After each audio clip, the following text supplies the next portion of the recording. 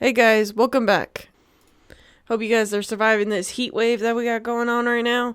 I know where I live, it has been hot and humid. So hope everybody's staying hydrated, staying safe out there. But welcome back to this episode, and I'm gonna be talking a lot about this episode. Probably way too much because this episode, there is a lot to go over. I'm going to go over basically what happened in this episode and fill in some of the blanks that the manga and the reports and the book, some of the books that cover as well for this crazy story of the Pearl Harbor descent record.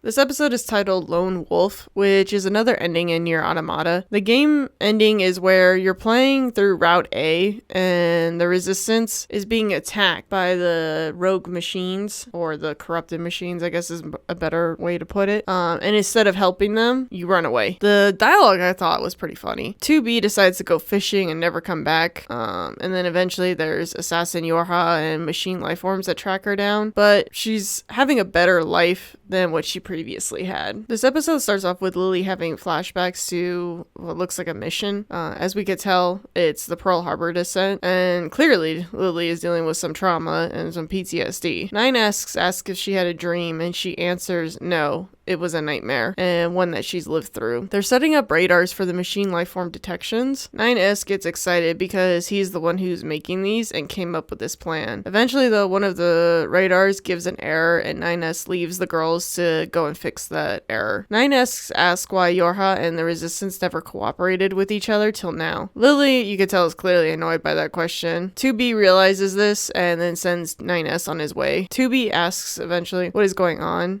and Lily asks, is it possible for them to dream? 2B answers no. Lily then explains that there was a mission where the Resistance did help the Yorha before. She talks about a group of Yorha soldiers that went down to Earth for a top secret mission, and only 4 of them survived. The original number for that unit was actually 16 units, but they did not all make it and only 4 survived. 2B asks why Lily is so open with her, and Lily isn't sure, but then the scene jumps back to a flashback of the mission, and you see a unit that looks exactly like 2B. Lily admits that 2B looks like Unit 2 from back then. 2B confirms that makes sense because they use the same synthetic bodies. Now, this mission took place 4 years prior to present day. Now, a little side note here. Back then, A2 was simply just called Number 2. And that's the same for the rest of her squad. They didn't go by A2 or 21S, etc., etc. They had classifications still for, like, A is for attacker, S is for scanner, G is for gunners. A2 actually didn't receive that designation until after this mission, which you learn about in the game in some of Route C when looking at some of the reports. Now, the flashback cuts in and we get some dialogue. The Unit 2 model is explaining to the Resistance that they need to go to the server that controls the machines, and they want to take that server out. But the mission was too big for the Yorha units, and they were begging for help. Now, at this point, I'm going to insert some of the information here from the manga and the books to fill in some of the gaps between the anime and what happened in the books. Now, in the manga, you get a little bit more of a backstory of the Yorha soldiers and all 16 of them that were preparing for their descent to Earth. This was their first time coming to Earth, and you get to read about how the mission was failing from the start. As soon as they get to Earth, the machines were picking them apart one by one. The machines immediately took out their leader, and then that made Number 2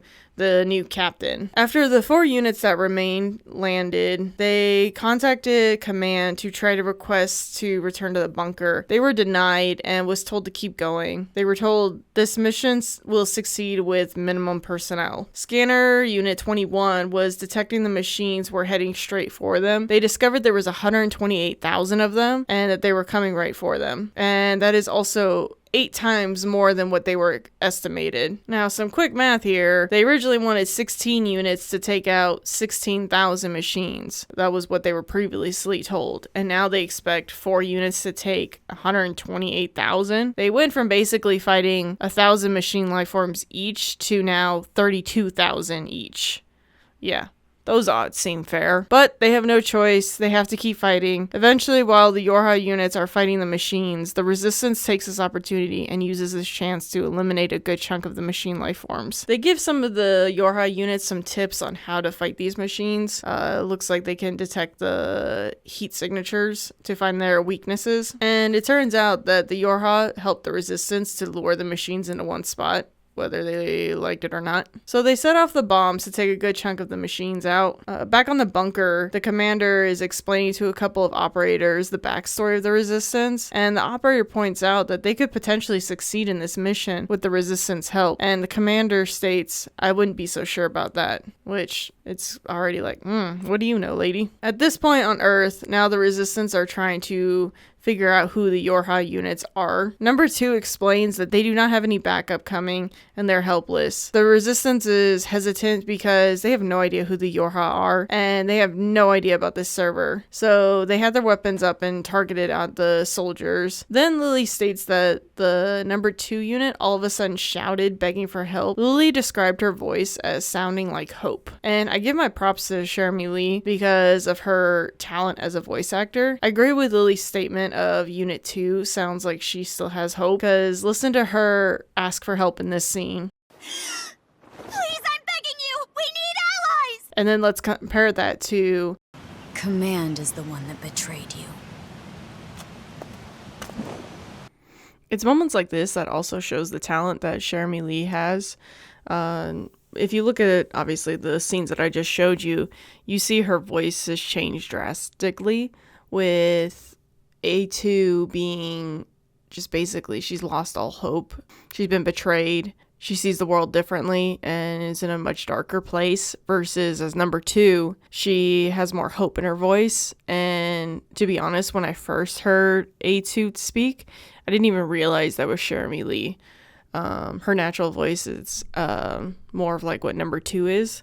So I wasn't expecting that. It was the same when I played Cyberpunk. Didn't even recognize that was Jeremy Lee. So this is really cool to hear her do such an amazing job with A2 as well.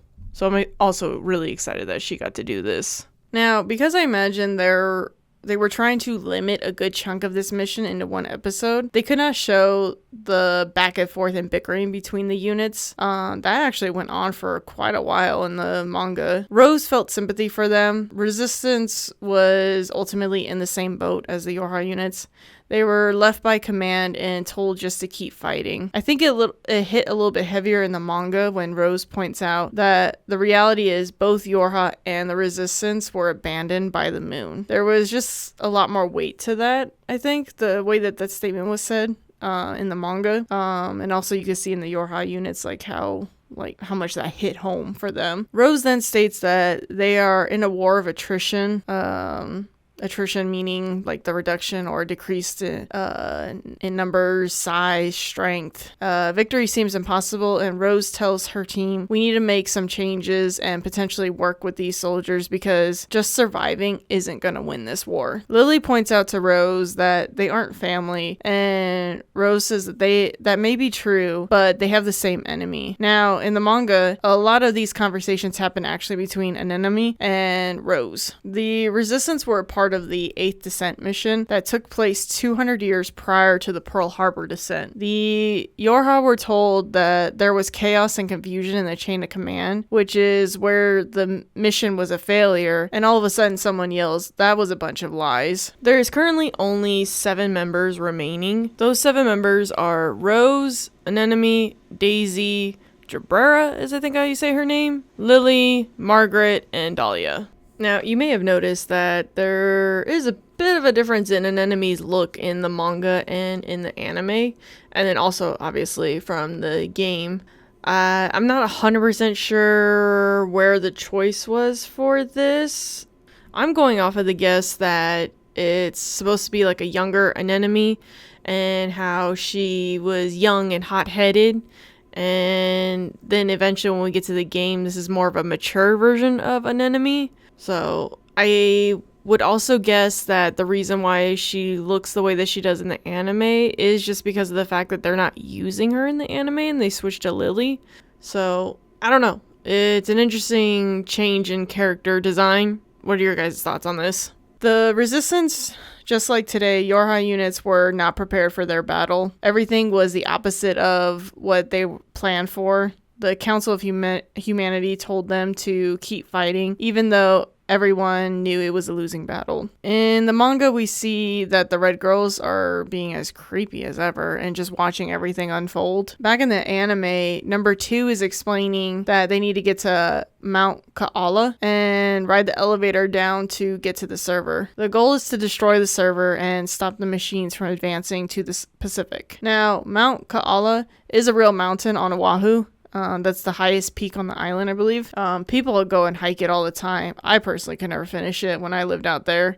Diamond Head was the most that I could do. I am not much of a hiker, so power to you if you can do that hike. Rose does ask them how did they get this information about the server, and then tension rises in the scene. Number 2 states that it's a military secret, and the resistance is still unsure that they can be trusted. Then we just see the next following scenes of them scouting ahead. In the manga, we see a little bit more of their exploring and more of them trying to get to know each other. You can see some of the relationships forming between the units. During one of the conflicts, Rose even tries to give number 2 like a hard lesson on being a leader to her squad. In the novel, for a while, number 2 was looking at Rose with envy, and Rose reminded her of her late captain, number 1. And Rose and number 1 both had determination and a sense of responsibility that number 2 felt like she didn't have. She was also struggling with this concept of the family that the resistance has. We then learned that number 21 was doing some investigation on her own on these members of the resistance. She discovered the truth and asked them to share their story with the Yorha units. She asks Lily if their units were a group of deserters from the 8th Descent. An enemy is quick to figure out that number 4 and number 21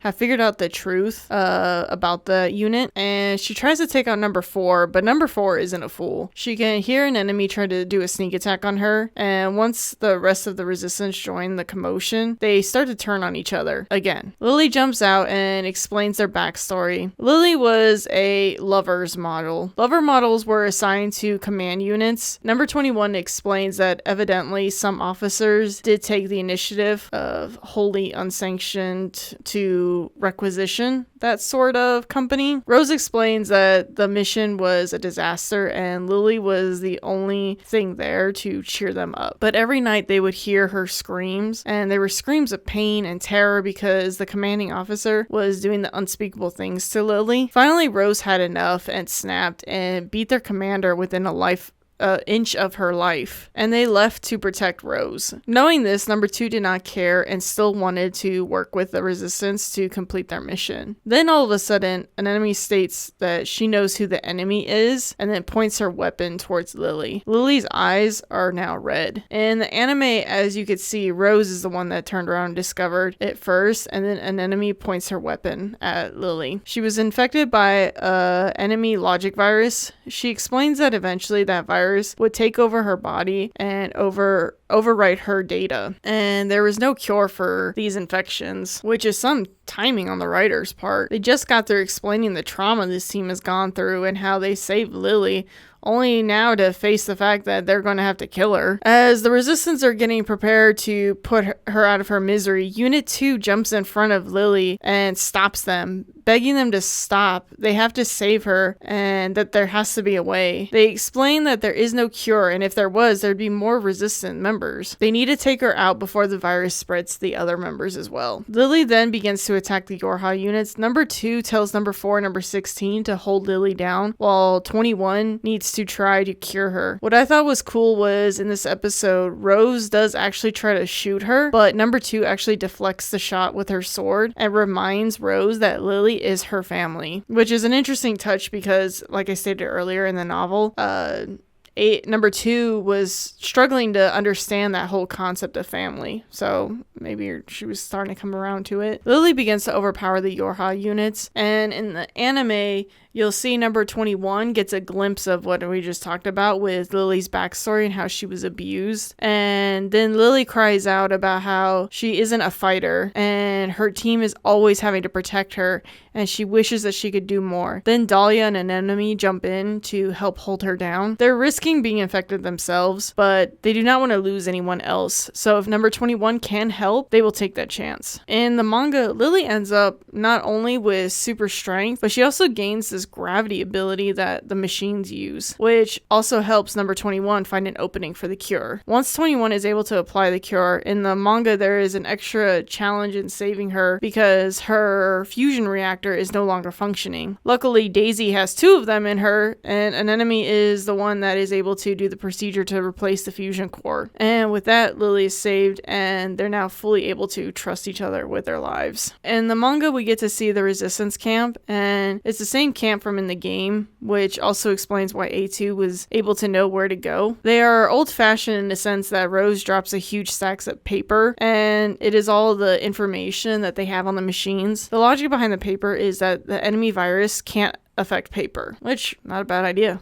It's a lot of work, but it's not a bad idea. Now, I haven't talked too much about number 4. She is not shown as much in this episode, and in the manga, you see her talk more to the resistance and getting to know them. But in the novel, number 2 points out that number 4 has a casual way to talk to people, but it's also a clever way for number 4 to learn about the people around her. A2 knew that number 4 was not frivolous as she seemed, and whenever number 2 brought it up, number 4 just kind of blew it off and saying like, I don't know what you're talking about. She would also just state, I really like cute things and exciting things as well. You also learn here that the reason why they're assigned numbers is due to confidentiality for their mission, which, why? That doesn't make any sense to me. But anyway, an enemy shares that Rose is the one that gave everyone their names. They started off as a combat unit, but as they fought more and more together, they just became a family. And for them, that was their purpose in life, was being a family. I kind of wish they showed this more in the anime, but it is what it is. They only had 30 minutes. Rose offers to give the Yorha units names, but number 2 says it's forbidden. But she states that once the mission is over, and they all make it out of there, that Rose can give them names then. The thing I really enjoyed is looking at the Resistance family and how they built that, and you can see the bonds that they all have, and even the bonds that they're forming with the Yorha units. You learn in the manga that an enemy is a bit of a hot-headed asshole, which it's pretty fun to see that, because in the game you don't really see this side of her. And now we're back to the Red Girls. They're now making an appearance again, and they're trying to process how the androids have emotions. The machines do not have emotions, but why do androids? They laugh when they're scared, they cry when they're happy, and it was such a strange concept to them to get mad at those that they like. Then they wonder if it's fun to laugh, and they begin to laugh, and even though I'm reading it, I can imagine their creepy laugh. Now, the other Yorha units, number 16 and 21, they have some interesting, quick background stories that we learn in the manga. Fun fact, they actually did not exactly get along. Back in the bunker, they clashed a few times. Number 21 was like, number 16, can you just please follow instructions? Number 16 didn't quite understand that because she's like, the hell, killing the enemies is my job. Number 21 didn't care for number 16.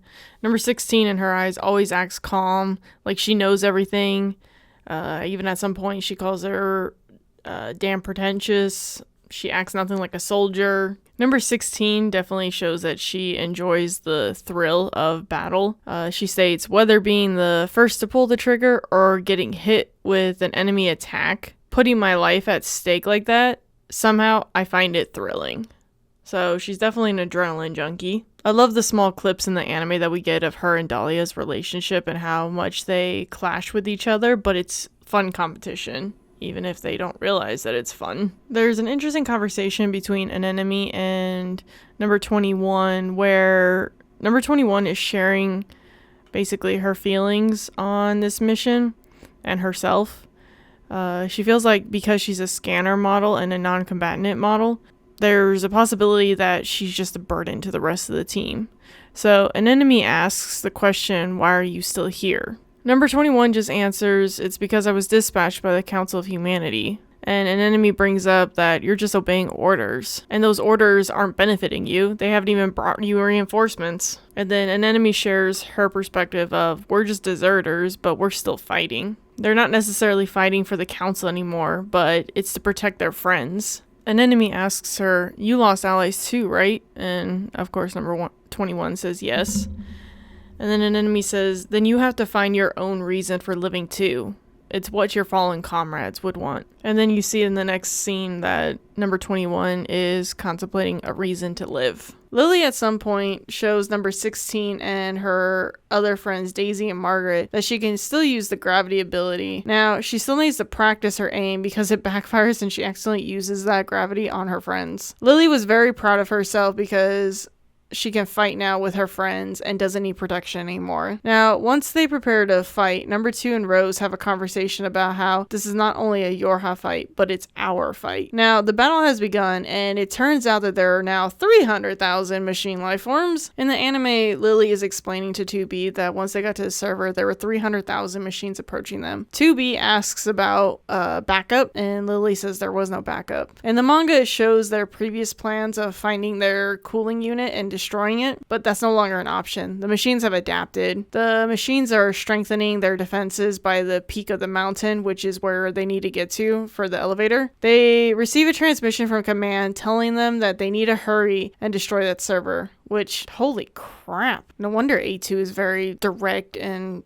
very much a smartass at times in the game. Getting orders like that definitely explains a lot. Number 2 is requesting backup and command is denying them the backup, and number 21 suggests that they use the satellite and command denies that as well. Number 2 questions why command is doing this, and they get the answer that this was approved by the Council of Humanity. The battle is intense, which is no surprise since they're up against 300,000 machines. The machines try anything from hacking the resistance equipment. In the anime, you see the resistance member losing their lives one by one. Lily is shown as scared and defenseless member, which I'm not a big fan of. I wish the anime gave her gravity abilities, but I do like this little touch that the animators added. There's these transitions between the battle and Lily walking in present day, and there's just nice little transitions between her comrades falling and then transitioning to something falling off the cliff back to current day. Me, as an editor, those are really cool to notice. Now, the anime will jump to Dahlia number 16 charging towards the machines, but in the manga, you see more variety of machines, like example, these horned machines that can regenerate. And then what's also cool is we see more of Unit 2 and Unit 4's attack abilities. Now, what gets the machines away from the elevator for a short period of time is number 4 throws this device that is making the same scream that the machines make when they're calling for backup. Now, what makes Dahlia number 16 stay behind in this fight? In the manga, Margaret is seriously injured. She's missing a foot and can't move and is asking the team to leave her, but number 16 and Dahlia choose to stay back with her. Number 21 is the most vocal about them staying behind, and she will not accept such a reckless plan. It's basically 2.5 units staying behind to guard the rear from thousands of machine life forms, but they have to keep going. And when they make it to the elevator, there is an ambush waiting for them. Lily uses her new ability to hold them down, and number 4 goes in for the strike. They realize the elevator is locked. Number 21 agrees to stay behind to keep the elevator moving while the others make their way to the server room. An enemy agrees to stay behind and help number 21 because more than likely more machines will come. You can see something is off though with number 21 after she opens the elevator. There is a red glow, and an enemy also realized it at that point. And once everybody gets on the elevator, you see an enemy point her weapon at number 21. Rose points out that number 21 has been infected and says they can't waste their determination. In the manga, they explain she was infected back when she saved Lily. The vaccine that she gave Lily is already ineffective. The enemy has evolved. They studied number 21's patterns and developed a new resistance. Once the team makes it to the bottom, an enemy will give number 21 peace. The elevator moves lower and lower, creating this countdown on number 21's life, which it's pretty heavy. Now, in the anime, there was only 4 remaining when they get to the bottom, but in the manga, there's actually 6 remaining in the fight. Lily states that this is a nightmare, and Rose asks the question, are androids capable of dreaming? And Unit 2 answers they are not. And Rose says she wishes that this was a dream. What is interesting is in the novel, Lily had a conversation with an enemy and number 21 about how Lily has nightmares all the time and she's concerned about dying in her sleep. Number 21 points out that that isn't logical. Lily has suspected herself of being human. Lily's logic is she sees dreams and has emotions,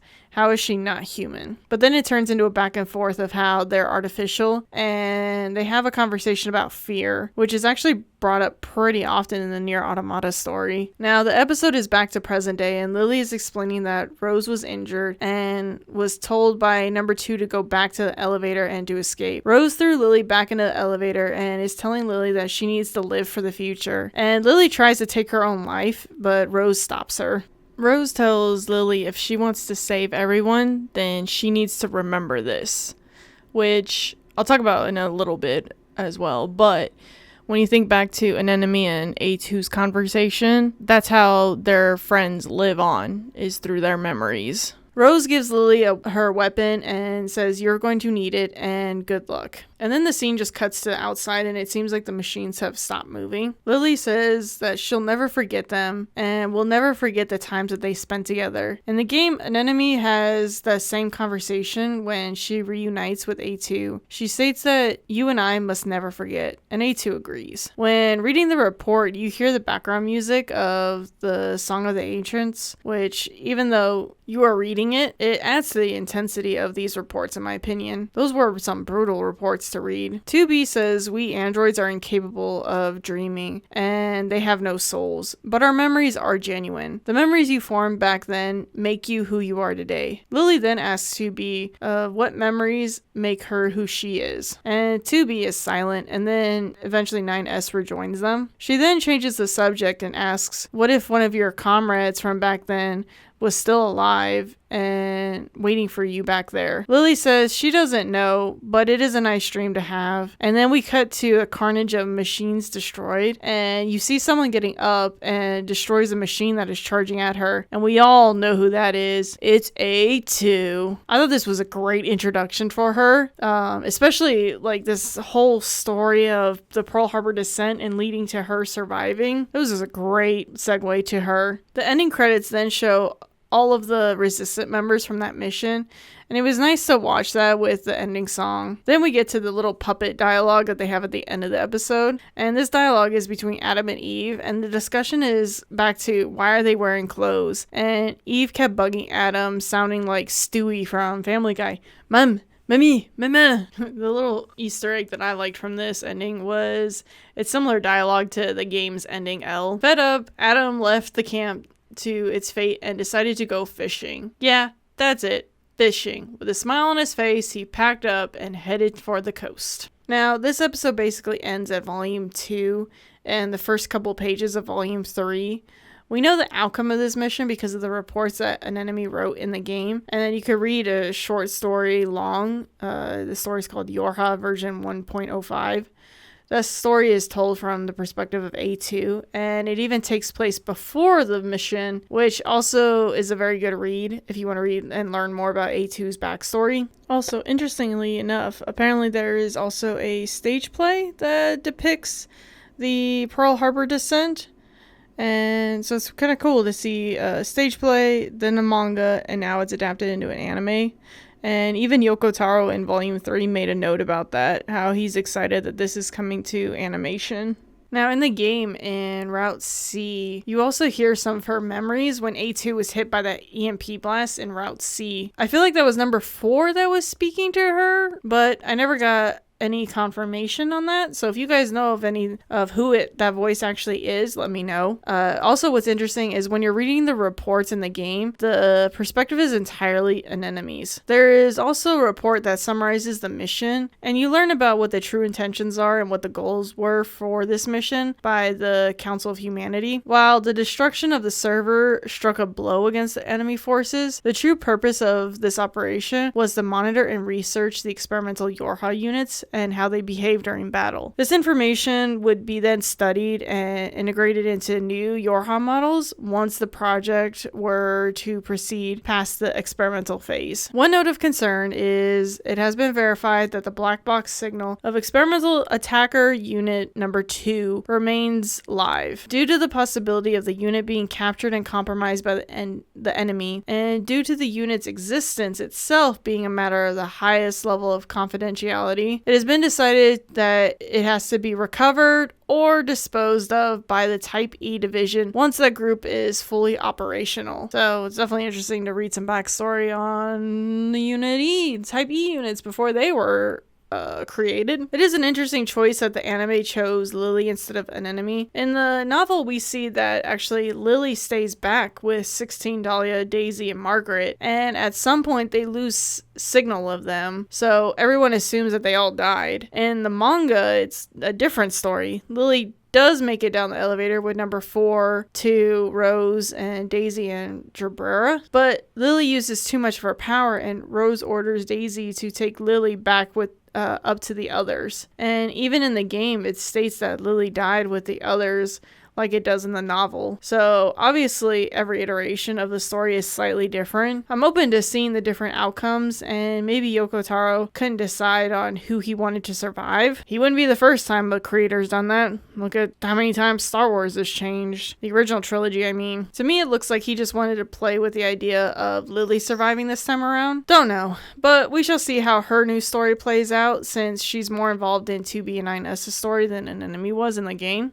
I won't go any further into this mission. I'm kind of hoping that we get to see more of this story in season 2. And also, the last volume hasn't come out yet for the manga, so definitely curious to see all the different iterations in Lily's story and even an enemy story. So far in the trailer footage that's come out for season 2, I haven't seen any footage that would hint otherwise, that there would be more backstory, but we got a week left before the new season starts, so who knows. But anyway, I talked a lot during this video. There is definitely a lot to cover, so I appreciate you guys who have stuck around the entire time. Thanks again for listening, and if you like this video, give it a thumbs up, and please subscribe to help me out.